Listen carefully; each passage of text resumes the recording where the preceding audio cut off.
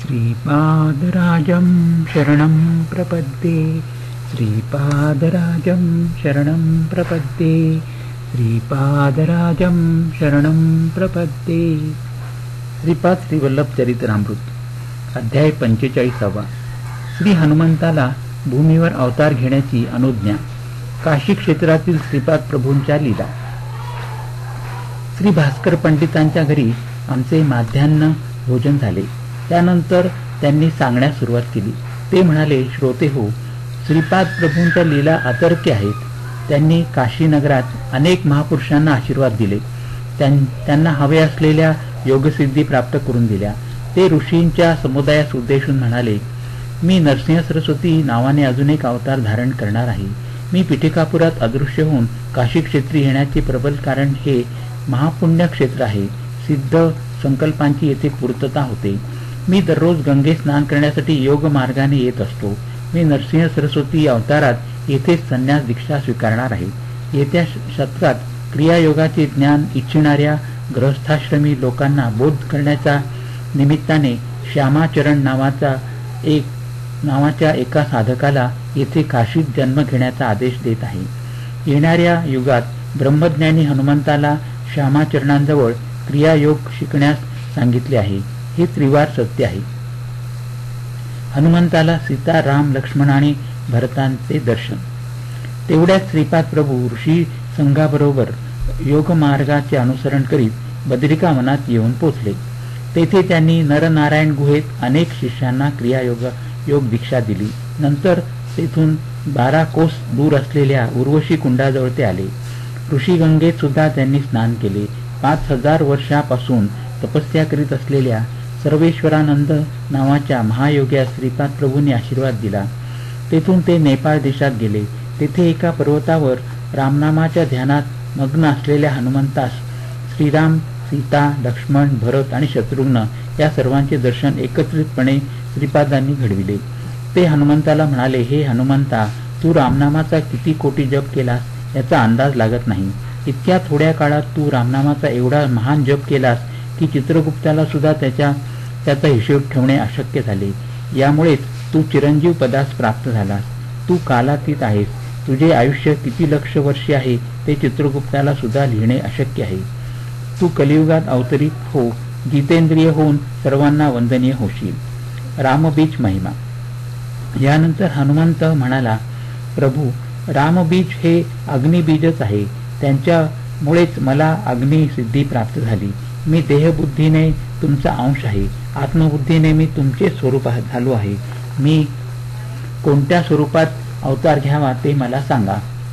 श्रीपाद प्रभू म्हणाले, त्यांनी मंदहस्त करून म्हटले, तू शिवांश रूपाचा रामभक्त हो. अरबी भाषेत अल म्हणजे शक्ती आणि आहा म्हणजे शक्ती धारण करणारा, म्हणून अल्लाह म्हणजे शिवशक्ती स्वरूप असा त्याचा अर्थ आहे. इतकी वर्षे सीतापती म्हणून माझी सेवा केली. आता यवन जातीच्या लोकांनी अंगीकार करण्यायोग्य असा शिवशक्ती स्वरूप अल्लाह नावाने माझी आराधना कर. यावर हनुमंत म्हणाला, प्रभो, मला भारद्वाज महर्षी त्रेतायुगात सावित्री काठक पिठकापुरात करणार असल्याचे ज्ञात होते. त्यावेळी दिलेल्या वरामुळे तुम्ही भारद्वाज गोत्रात जन्म घेणार असल्याचे मला समजले होते. त्यामुळे मी तुम्हाला सोडून कोणत्याही परिस्थितीत राहू शकत नाही. तुमचे आणि माझे गोत्र एकच आहे. त्यामुळे मी तुमचा मुलगाच आहे, होय ना. श्रीपाद प्रभू आणि हनुमंतांचा संवाद. यावर श्रीपाद प्रभू म्हणाले, बालका हनुमंता, तू धारण केलेला देह हा भारद्वाज गोत्राचा आहे. यावर हनुमंत म्हणाला, अल्लाह मालिक आहे. याचा अर्थ अल्लाच सर्वांचा मालक आहे असाच ना. श्रीपादांनी मोठ्या प्रेमभराने हनुमंताला आलिंगन दिले व म्हणाले, हनुमंता, तू देहबुद्धी सोडून दे. तू माझाच अंश आहेस. प्रभो, याचा मी अंगीकार करतो की मी तुमचाच अंश आहे. हनुमंत म्हणाला, मी या भूमीवर तुमचे कार्य करून नंतर मूल तत्वात विलीन होईल. तेव्हा अंशावतार ही पूर्णपणे नष्ट होईल. अंशावतारात मूळ तत्व निरंतर माझ्या सोबतच राहील. ती तत्वे जेव्हा फोफावतील तेव्हा तुमच्या शक्ती, संपदा आणि मूळ तत्वांनी मला धरून ठेवा. यावर श्रीपाद प्रभू म्हणाले, अरे हनुमंता, तू फारच बुद्धिवान आहेस. ज्या माझ्या शक्ती आहेत त्या तुझ्याच तर आहेत ना. मी नरसिंह सरस्वती अवतारात श्रीशैल्याजवळील कर्दळी वनात गुप्तपणे 300 वर्षे योग समाधीमध्ये राहीन. त्यानंतर प्रज्ञापूर येथे स्वामी समर्थ या नावाने प्रसिद्ध होईन. हा अवतार समाप्त करतेवेळी साई रूपाने तुझ्यात अवतरित होईन. मी हे स्पष्टपणे सांगतो की माझा अवतार तुझ्या स्वरूपात प्रकट होईल. त्यावेळी तू एका समर्थ सद्गुरूंच्या अवतारात प्रसिद्ध पावशील. यानंतर हनुमंत म्हणाला, प्रभू, मी तुमचा सेवक अल्लाह मालिक आहे असे म्हणत संचार करीन. जीवत्व बुद्धीमुळे मी आपला अंश असून सुद्धा आपल्याप्रमाणे प्रवर्तन करू शकणार नाही. आपले श्रीचरण म्हणजे प्रत्यक्ष दत्तप्रभूच. आपणात आणि माझ्यात अंतर असणे कसे शक्य आहे? मी तुमच्या स्वरूपात आणि तुम्ही माझ्या स्वरूपात बदलल्यास आपणातील अद्वैत सिद्ध होईल. यासाठी आपण मला दत्तप्रभूंच्या सायुज्यतेचा प्रसाद द्या. श्रीपाद प्रभूंनी कालपुरुषास आपणाजवळ येण्याची आज्ञा केली. कालपुरुष श्रीपाद प्रभू समोर हात जोडून उभा राहिला. तेव्हा श्रीपाद प्रभू म्हणाले, हे कालपुरुषा, हा हनुमंत कालातीत आहे. मी याला माझी सायुज्यता प्रसाद रूपाने दिली आहे. त्याला नाथ असे संबोधन देत आहे. आतापासून तो साईनाथ या नावाने संबोधन केला जाईल. आज दत्त जयंती साजरी करूया. हनुमंतातील चैतन्य दत्त स्वरूपात प्रकट झाले. हे पाहून ऋषी समुदाय श्रीपाद प्रभूंकडे आश्चर्याने पाहू लागले. तेवढ्यात हनुमंताच्या शरीरातील जीवाणूंचे विघटन झाले. त्यातून अनुसया माता प्रकट झाली. ती श्रीपाद वल्लभांना पाहून म्हणाली, बाळ कृष्णा, तू किती उत्तम मुलगा आहेस. तुला जन्म दिला तेव्हा सर्वसाधारण मातेला होणाऱ्या प्रसव वेदना मला झाल्या नाहीत. मातेला अशा वेदनेमध्ये सुद्धा एक प्रकारचे सुख असते. त्यात माधुर्याची अनुभूती येत असते. परंतु तुझ्या जन्माच्या वेळी मी या सुखापासून वंचितच राहिले. तू माझ्या पोटी पुन्हा जन्म घेणार नाहीस ना? ही तुझी वैष्णवी माया मला समजत नाही. यावर श्रीपाद प्रभू म्हणाले, हे माते, पुत्राने मातेची धर्मबद्ध इच्छा पूर्ण करायची असते. तुझ्या गर्भातून प्रकट झालेला हा हनुमान आहे. त्याला माझी सायुज्य स्थिती प्राप्त करून दिली आहे. एका प्रकारे सांगायचे म्हणजे माझ्या मायेने मी तुझ्या पोटी पुन्हा जन्म घेत आहे. थोड्याच वेळात तुला तीव्र प्रसव वेदना होतील. अनुसया मातेने 3 शिरे असलेल्या सप्तमूर्तीस जन्म दिला. थोड्या वेळातच ती मूर्ती अंतर्धान पाहून तिच्या मांडीवर एक शिशु प्रकट झाला. त्या नवजात शिशूला अनुसया देवीने स्तनपान करविले. ही घटना घडल्यानंतर थोड्याच वेळात हनुमंताचे स्वरूप दिसले. त्यांच्या समोर श्री रामचंद्र उभे होते. त्यानंतर हनुमान म्हणाला, म्लेच्छ धर्मातील चांगली तत्वे व सनातन धर्माची उत्तम तत्वे या दोघांचा समन्वय करण्यासाठी मी प्रयत्न करीन. म्लेच्छ लोकांचा सुद्धा गुरु असावा ना? यावर श्रीपाद प्रभू म्हणाले, मेहबूब सुभानी नावाचा एक महाज्ञानी माझ्यात समावलेला आहे. तो वारिफ अलिफ या नावाने अवतरित होईल. तो तुझा गुरु होऊन योगरहस्याचे ज्ञान देईल. क्रियायोगाचे ज्ञान श्यामाचरण नावाचे गुरु देतील. त्यांच्याकडून तुला हवे असलेले वर प्राप्त होतील. माणिक प्रभूंचा आविर्भाव. हनुमंत म्हणाला, प्रभू, तुम्ही पद्मावती व्यंकटेश्वर स्वरूप असल्याचे मी ऐकले होते. तुमची आराधना जाणणाऱ्या वैष्णव स्वामींना सुद्धा तुमचा अनुग्रह प्राप्त झाला. त्यानंतर श्रीपाद प्रभू म्हणाले, निरंतर माझे स्मरण करून माझ्या चैतन्य रूपात तुझ्या मनाला सदैव लीन कर. गोपालराव नावाचे महावैष्णव तुझे गुरु होतील. असा मी तुला वर देत आहे. ते श्री व्यंकटेश्वराचे भक्त होऊन व्यंकन्ना या नावाने संबोधित होतील. त्यांच्या महाप्रयाणानंतर त्यांच्या अस्थी काही काळपर्यंत एका मातीच्या भांड्यात घालून भूमीमध्ये सुरक्षित ठेव. माझी सूचना मिळाल्यानंतर तू ते भांडे उघडून पहा. त्यात व्यंकटेशाची मूर्ती असेल. त्या मूर्तीची तू पूजा कर. मी प्रसन्न होईन आणि तुला इच्छित वर प्रदान करीन. यावर हनुमंत जानकी मातेस म्हणाला, माते, तू मला अत्यंत प्रेमाने व वात्सल्य भावाने एक माणिक मोत्याचा हार दिला होतास. त्या हारातील माणिक मोत्यात राम शोधण्यासाठी मी दगडाने ते माणिक मोती फोडले. परंतु त्यात श्रीराम दिसले नाहीत, म्हणून मी तो हार फेकून दिला. या महान अपराधाची मला क्षमा करावी. यावर श्रीपाद प्रभू म्हणाले, देवाच्या सानिध्याशिवाय कोणतेही कार्य पूर्णतेस जात नाही. तो माणिकाचा हार मी व्यवस्थित ठेवला आहे. तो हार दत्त स्वरूप आहे, यात शंकाच नाही. माझ्यात असलेल्या आत्मज्योतीने मी त्या हारात प्राण ओतले आहेत. तो माणिकाचा हार गुरुस्वरूपाचा दिव्य तेजाने तळपत होता. ते गुरुस्वरूप माणिक प्रभूंच्या स्वरूपात प्रसिद्धी पावेल. श्रीपाद श्रीवल्लभ म्हणाले, बद्रीनाथ क्षेत्रातील नारायण स्वरूपच आहेत. श्रीपाद श्रीवल्लभ म्हणजे बद्रीनाथ क्षेत्रातील नारायण स्वरूपच आहेत. ते पुन्हा मानव देह धारण करणार आहेत, परंतु त्यांचे नाम व रूप कसे असेल ते कोणीच जाणू शकत नाही. श्रीपाद प्रभूंचे द्रोणागिरी पर्वताजवळील शंबलगिरी ग्रामात वास्तव्य. श्रीपाद प्रभूंचे मामा व्यंकटावधानी महाराज विद्यार्थ्यांना वेदांचे शिक्षण देत असत. त्या स्थळाच्या जवळच एक नारळाचे झाड होते. त्या वेधशाळेच्या दिव्य परिसरात एक वानर वेदाध्ययनाकडे आकर्षित झाले होते. ते झाडावरील नारळ न तोडता किंवा इतर कोणत्याही वस्तूला हात न लावता मोठ्या श्रद्धाभावाने वेदांचा पाठांचे श्रवण करीत असे. श्रीपाद प्रभूंनी मोठ्या निरागस भावाने विचारले, मामा, भगवंताच्या अवताराप्रमाणे नारळाच्या झाडाचा अवतार असतो का? कृष्णा, हा कसला तुझा प्रश्न? प्रश्नाला सुद्धा अर्थ असावा ना. यावर श्रीपाद म्हणाले, तसे नव्हे मामा, झाडांना फळे येतात. त्या फळातील बीजापासून पुन्हा नवीन झाडाची उत्पत्ती होते. याप्रमाणे ही प्रक्रिया बीजापासून झाड व त्याच्यापासून पुन्हा बीज निर्मित चालूच असते. एवढ्यावर त्यांचे संभाषण थांबले. त्याच वेळी त्यांच्या शेजारी असलेल्या झाडाचे एक मोठे नारळ खाली पडले.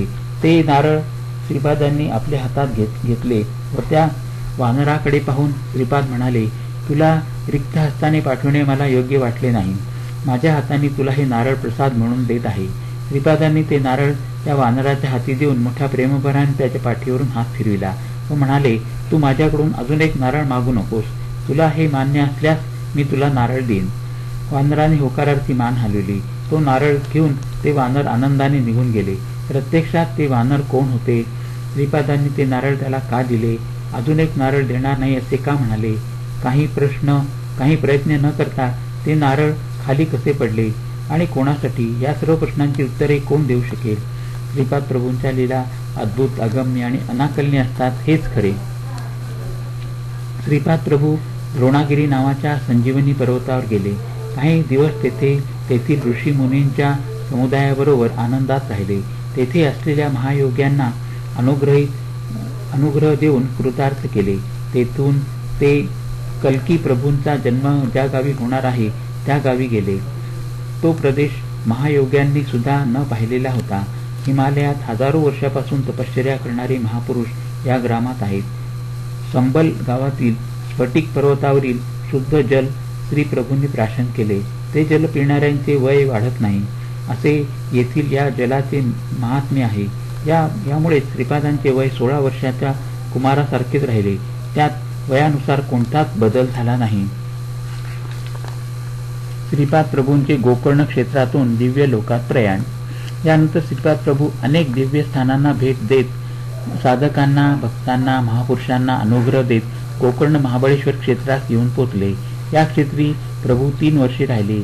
या पुण्यक्षेत्रात त्यांनी अनेक अगम्य लीलांचे प्रदर्शन केले, परंतु त्यांचे वर्णन करणे केवळ अशक्यच आहे. गोकर्ण क्षेत्राहून निघून श्रीपाद प्रभू श्री शैल्य क्षेत्रास येऊन पोचले. श्री बापनाचार्युंनी येथे एक महायज्ञ केला होता. या यज्ञाचे फलस्वरूप श्री मल्लिकार्जुनाच्या लिंगामध्ये सूर्य मंडलातून शक्तिपात झाला होता. त्या योगाने श्रीपाद प्रभूंचा अवतार झाला. श्रीपाद प्रभू योगमार्गाने महाअग्नी गोलकासारखे लाल तप्त होऊन सूर्यमंडलात गेले. तेथून ते ध्रुव नक्षत्रातून, सप्तऋषी मंडलातून, आर्द्रा नक्षत्रातून फिरून 4 महिन्यानंतर श्रीशैल्यास परत आले. त्यांच्याबरोबर त्या नक्षत्रावर वास्तव्य करणारे महर्षी अत्यंत नूतन असा योग शिकण्यासाठी आले होते. श्रीशैल्यामधील सिद्ध पुरुषांची, ऋषींची श्रींनी एक सभा बोलावून सर्व ऋषींना, दुसऱ्या ग्रहावरून आलेल्या महर्षींना त्या नूतन महायोगाचा, सिद्धयोगाचा बोध केला. त्या बोधाने सर्व ऋषी मुनिगण अत्यंत आनंदित झाले. या ज्ञानामृत प्राशनानंतर आर्द्रा नक्षत्रातील ऋषी स्वस्थानी परतले. श्रीपाद प्रभू श्रीशैल्याहून काही दिवसांनी कुरगड्डी या पवित्र क्षेत्री येऊन पोहोचले. येथे अध्याय 45 संपन्न झाला. श्रीपादराजं शरणं प्रपद्ये. श्रीपादराजं शरणं प्रपद्ये. अध्याय 46. श्रीपादांच्या चरण पादुकेवरील मंत्राक्षतामध्ये वाढ. पादुकांची श्री भास्कर पंडितांना भेट. आम्ही भास्कर पंडितांकडून परवानगी घेऊन प्रयाणास सिद्ध झालो. भास्कर पंडित थोड्या वेळ ध्यानस्थ झाले. श्रीपादांच्या पादुका भास्कर पंडितांनी आपल्या देवघरात ठेवल्या होत्या. त्या पादुकांवर वाहिलेल्या अक्षदा वाढत होत्या. ते पाहून आम्ही आश्चर्यचकित झालो. भास्कर पंडित म्हणाले, हे श्रोत्यांनो, श्रीपादांच्या लीला अगम्य आहेत. ही श्री पद्मावती मातेचे जन्मनक्षत्र मृग आहे आणि श्री व्यंकटेश्वराचे जन्मनक्षत्र श्रवण आहे. उत्तर फाल्गुनी नक्षत्र पद्मावती मातेस मित्र तारा आहे तर श्री व्यंकटेश स्वामींना ते परममित्र तारा असल्याने त्यांचे लग्न नक्षत्र उत्तरा फाल्गुनी आहे. आज सुद्धा उत्तरा फाल्गुनी नक्षत्र आहे. या दिव्य नक्षत्रावर श्रीपाद प्रभूंच्या चरण पादुकावरील मंत्राक्षता वाढल्या.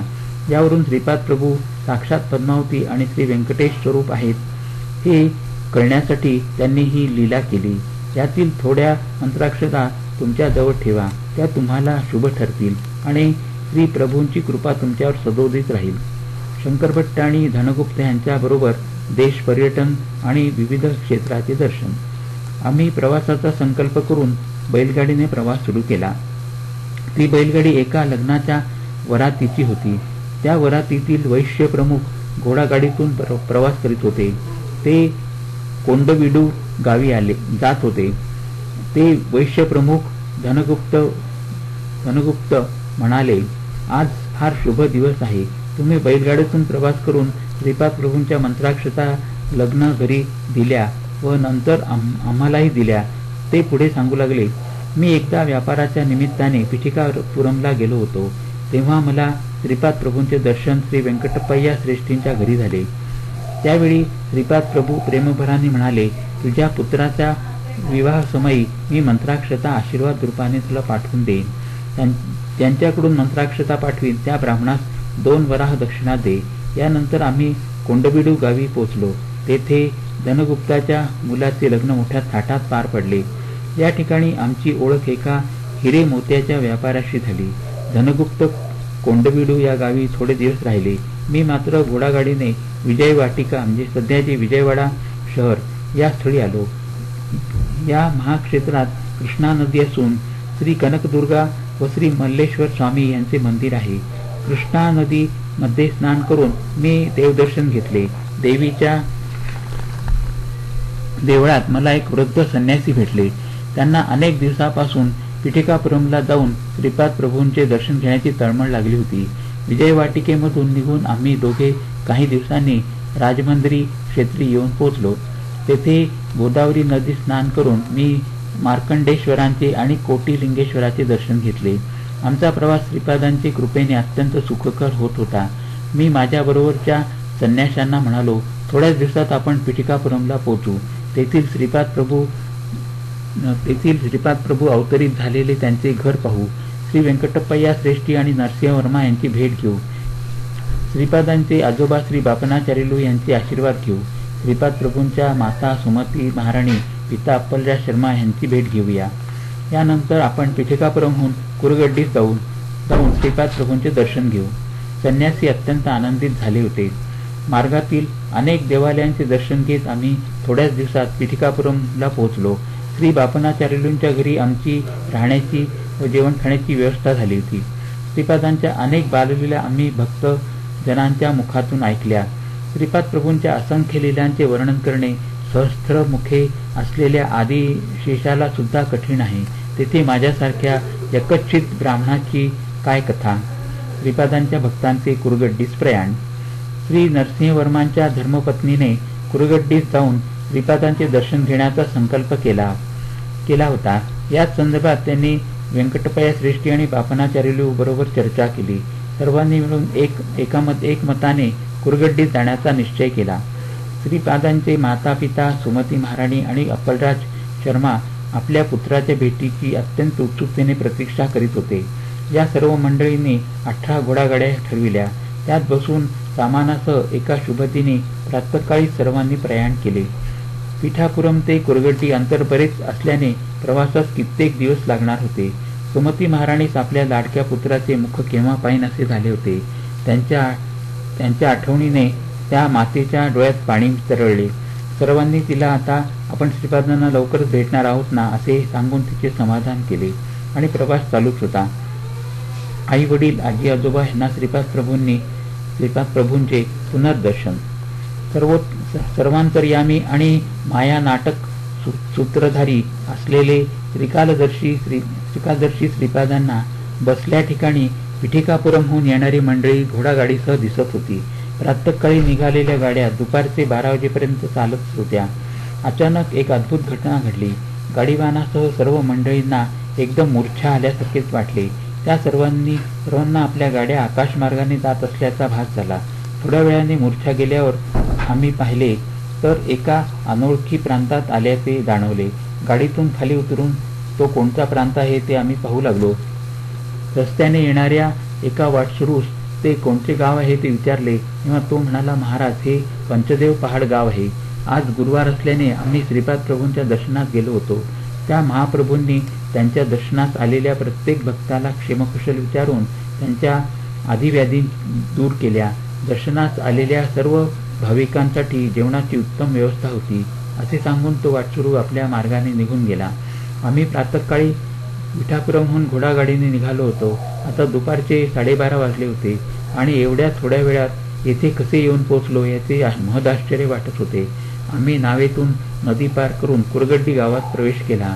हे स्वप्न आहे का वस्तुस्थिती आहे याचा आम्हाला भ्रम पडला होता, परंतु ही वस्तुस्थितीच होती. आम्ही सर्वजण प्रभूंच्या दरबारात गेलो. सुमती मातेने श्रीपादांना मोठ्या वात्सल्य भावाने आपल्या हृदयाशी धरले. तिच्या नयनातून आनंदाश्रू उघळत होते. ते श्रीपादांच्या पाठीवर पडत होते. श्रीपाद म्हणाले, आई, तू निर्गुण निराकार असलेल्या परतत्वाच्या मुलाची माता आहेस. तू अनुसया मातेप्रमाणे पतिव्रता शिरोमणी आहेस. असे म्हणून त्यांनी आपल्या हाताने मातोश्रींचे अश्रू पुसले. येथे अध्याय 46 संपन्न झाला. श्रीपादराजं शरणं प्रपद्ये. श्रीपादराजं शरणं प्रपद्ये. अध्याय 47. पिठिकापूरपासून पंचदेव पहाड ग्रामापर्यंत श्रीपादांच्या माता, पिता आणि आजोबा आणि भक्तगणांचे विचित्र प्रयाण. श्रीपादांच्या दरबारात सर्वांना यथेच्छ भोजन मिळत असे. अन्न पात्रातून कितीही अन्न वाट काढले तरी त्यातील अन्न संपतच नसे. हे मोठे दिव्य आश्चर्य होते. सर्व प्राणीमात्रांनी भरपूर अन्न खाल्ल्यावर जलचरांना सुद्धा तो प्रसाद मिळावा या उद्देशाने अन्नपात्रातील उरलेले अन्न कृष्णा नदीत सोडण्यात येईल.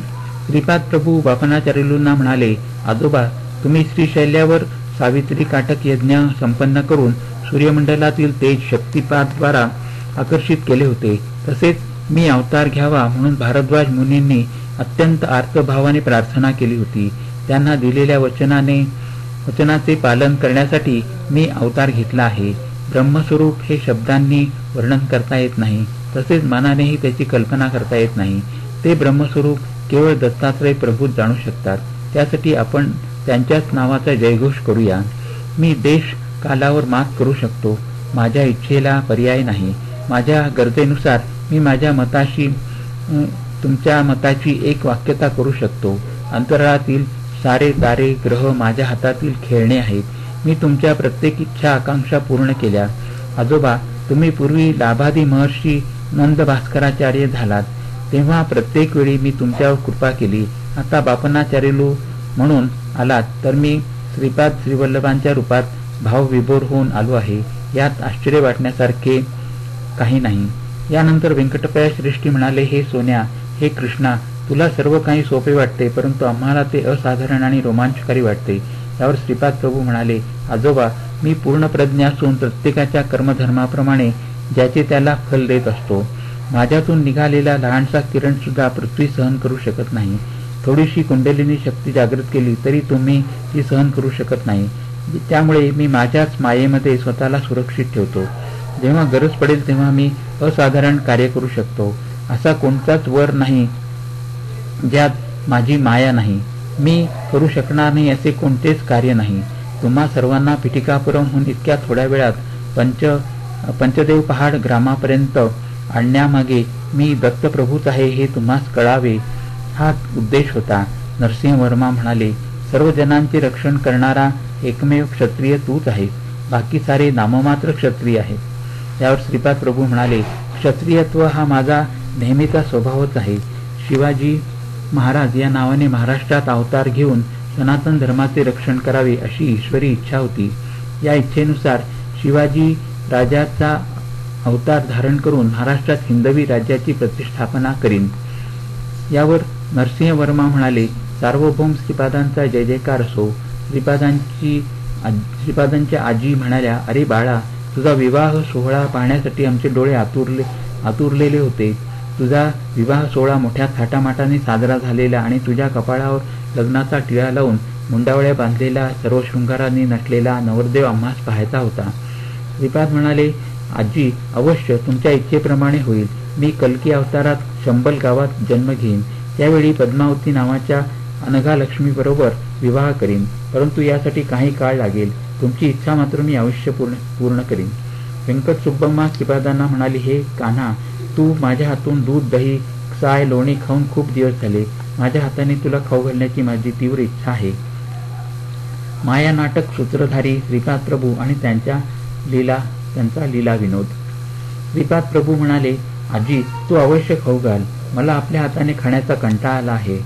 तुम्ही पिठापुरमहून येताना दूध, दही, लोणी आणणार असे मला कळले होते, परंतु एवढ्या लांबच्या प्रवासात ते चांगले राहावे म्हणून तुमच्या वात्सल्य प्रेमाने बंधित होऊन अशी लीला केली की ते जसेच्या तसेच चांगले राहिले। आजी, यासाठी मी किती कष्ट सहन केलेत म्हणून सांगू। इतक्या दुरून 18 घोडागाड्यांना पंचदेव पहाडपर्यंत आणणे सामान्य आहे का? माझे सारे अंग ठणकत आहे।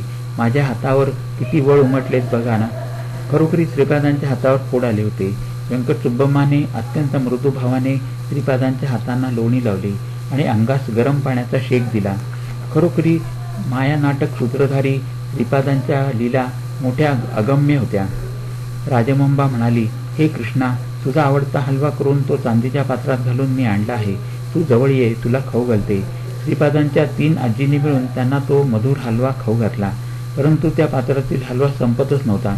श्रीपादांनी ही लीला बऱ्याच वेळेपर्यंत चालू ठेवली। ते आजीला म्हणाले, तुम्ही तिघींना माझ्याविषयी अत्यंत प्रेमभाव आहे। तिघींनी मिळून मला एकट्याला हलवा खाऊ घातला तेव्हा मला त्रास होणार नाही का? यानंतर श्रीपादांनी आपल्या भावाला, बहिणीला, मेहुणांना तो हलवा आपल्या हाताने खाऊ घातला। तेथे आलेल्या भाविकांमध्ये व्यंकय्या नावाचा एक शेतकरी होता। त्याला श्री प्रभूंनी दीक्षा दिली आणि त्याच्या आपल्या हाताने हलवा दिला। राहिलेला हलवा गाडीवानांना व घोड्यांना देण्यास सांगितले। ते चांदीचे भांडे व्यंकय्यास भेट स्वरूपात दिले। अप्पलराज शर्मा म्हणाले, बाळा, तू दत्त प्रभू असल्याचे न कळल्यामुळे आमच्या हातून न कळत झालेल्या अपराधांची क्षमा कर। तेव्हा श्रीपाद प्रभू म्हणाले, तात, आपण माझे पिता आहात। पित्यास पुत्राने क्षमा करायची असते काय? तुम्ही मला पूर्वीप्रमाणेच आपला मुलगा समजून वात्सल्य अमृताचा सतत वर्षाव करावा, तसेच माझ्या अभ्युदयाची आकांक्षा करावी। यावेळी श्री व्यंकावधानी आणि त्यांच्या धर्मपत्नीच्या डोळ्यातून अश्रुधारा वाहत होत्या। त्यावर श्रीपाद प्रभू म्हणाले, मामा, आपले बंधन शाश्वत स्वरूपाचे आहे। मी केवळ तुमचाच जावई असे नाही, तर तुमच्या वंशातील जन्म घेतलेल्या प्रत्येक व्यक्तीचा मी जावईच आहे। मी माझ्या दिव्य लीलांनी तुम्हास सुखवीत जाईन। कल्की अवताराच्या वेळी पद्मावती देवीचा वधू स्वरूपात स्वीकार करून तुमची मनोकामना पूर्ण करीन। सुमती महाराणीचे दुःख दूर करीन। तिचा लाडका पुत्र सर्व पुत्रांप्रमाणे नवरदेवाच्या स्वरूपात नटलेला न पाहता एका यतीच्या रूपात वैराग्य धारण केलेला पाहून ती दुःखी झालेली आहे। श्रीपाद प्रभू आईकडे पाहून म्हणाले, आई, तू आणि अनुसया माता मला वेगळ्या वाटतच नाही। तुम्हा दोघींच्या मनोकामना मी कल्की अवतारात नक्की पूर्ण करीन। श्रीपाद प्रभू पुढे म्हणाले, आई, तुझ्या गर्भातून जन्म घेतल्याने मी केवढा महान झालो। तुझ्या वात्सल्य अमृतानेच माझे भरण पोषण झाले। माझी बहीण वासवीने केवढे महान कार्य केले ते पाहिलेस ना। मला भूक लागली असताना माझे लहान बाळात रूपांतर करून अनुसया मातेजवळ दुग्धपान करण्यास पाठविले। व्यंकय्या त्यावेळी म्हणाले, हे महागुरु, आपल्या चरणकमली एक नम्र प्रार्थना आहे। आपण ज्या असंख्य लीला या दरबारात केल्या तो दरबार आणि ह्याला लागून असलेला परिसर विश्वविख्यात व्हावा। श्रीपाद म्हणाले, भविष्यकाळात माझा दरबार पक्क्या इमारतीत परिवर्तित होईल। यात गोधन सुद्धा असेल। यात माझ्या कितीतरी लीला प्रदर्शित होतील।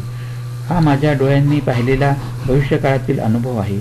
तेथे जमलेल्या सर्व भाविकांना गाढ निद्रा लागली आणि काही क्षणातच मी, तो संन्यासी, श्रीपाद प्रभू आणि त्यांचा संपूर्ण दरबार सारेच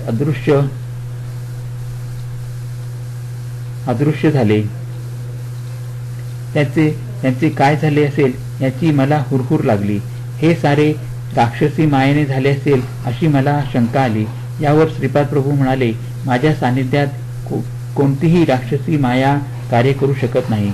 मी त्या सर्वांना सुरक्षित रीतीने पिठिकापुरमला नेऊन पोचविले आहे. ही एक महान अनुभूती होती. मला जे ज्या भावाने बसतात त्याच भावाने मी त्यांचे रक्षण करतो. हे माझे व्रतच आहे. एवढे बोलून श्रीपाद प्रभूंनी आपल्या वाणीस विराम दिला. येथे अध्याय 47 संपन्न झाला. श्रीपादराजं शरणं प्रपद्ये. श्रीपादराजं शरणं प्रपद्ये.